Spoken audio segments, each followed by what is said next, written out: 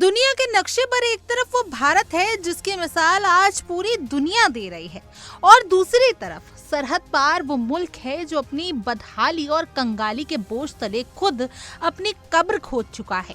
Middle east में लगी आग ने आज पाकिस्तान के उस खोखले गुरूर को मिट्टी में मिला दिया जो कल तक खुद को परमाणु शक्ति संपन्न बताकर सीना चौड़ा करता था, लेकिन आज 1 लीटर तेल की भीख के लिए दुनिया के सामने हाथ फैलाए खड़ा है। पाकिस्तान के पेट्रोलियम मंत्री अली मलिक का हालिया बयान महज एक इंटरव्यू नहीं बल्कि एक लाचार और भिखारी देश का वो मातम है जिसने सरेआम स्वीकार कर लिया है कि भारत के पास वो फौलादी कूटनीति है कि जो वो एक इशारे पर महीनों तक अपने देश की रफ्तार को थमने नहीं देगा, जबकि पाकिस्तान की हैसियत एक दिन का भी स्टॉक रखने की नहीं बची है। ये उस नीच मानसिकता और विनाशकारी सोच का नतीजा है जिसने दशकों तक विकास के बजाय सिर्फ आतंक को पाला, और आज जब जंग के साए ने तेल की सप्लाई रोकी तो इस मुल्क के घुटने पर पूरी तरह से टिक गए। ईरान और अमेरिका के बीच छिड़े महायुद्ध ने हॉर्मुज जलडमरू मध्य को रणक्षेत्र बना दिया है। समुद्र में बिछी बारूदी सुरंगों ने तेल के टैंकरों का रास्ता क्या रोका, पाकिस्तान की सांसें ही अटक गई।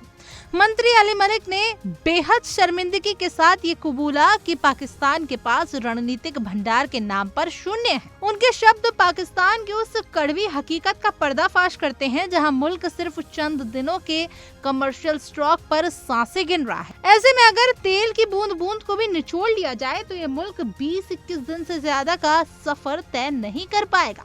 ये स्थिति उस देश की है जो हमेशा से भारत की बराबरी करने की नाकाम कोशिश करता रहा, लेकिन आज उसकी फकीरी का ये आलम है कि मंत्री को खुद कहना पड़ रहा है कि भारत जैसा देश 60-70 दिनों का तेल रिलीज कर सकता है, जबकि पाकिस्तान आज भी बंदरगाहों पर आने वाले जहाजों के इंतजार में अपनी बर्बादी का तमाशा देख रहा है। पाकिस्तान की इस दुर्दशा की सबसे बड़ी वजह है वो फितरत जिसमें उनसे जनता की भलाई के बजाय सिर्फ विनाशकारी नीतियों पर पैसा लुटाया।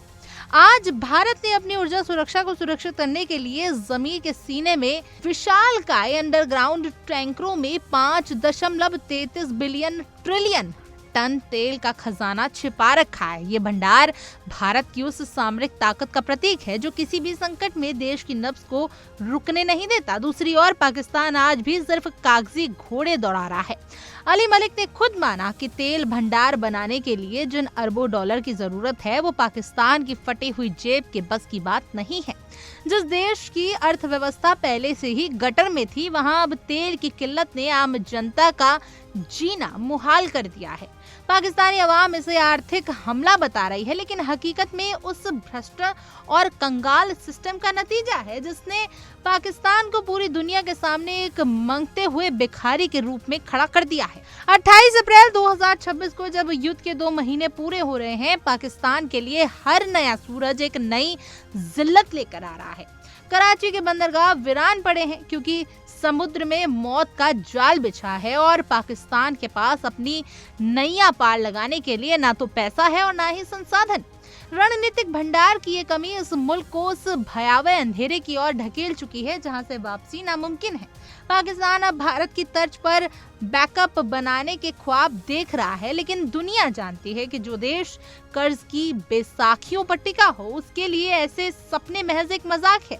भारत की कूटनीति और सामरिक तैयारी ने आज पूरी दुनिया को दिखा दिया है कि असली सुपर पावर संसाधनों से नहीं बल्कि विजन से बना जाता है।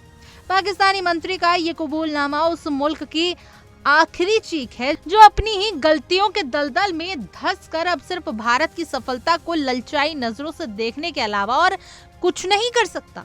खैर, आपकी इस पूरी कहानी पर क्या कुछ राय है, इस पूरी खबर पर आप क्या कुछ कहना चाहेंगे, कमेंट करें और जरूर बताएं। और तमाम देश और दुनिया की खबरों के लिए आप देखते रहिए इंडिया डेली।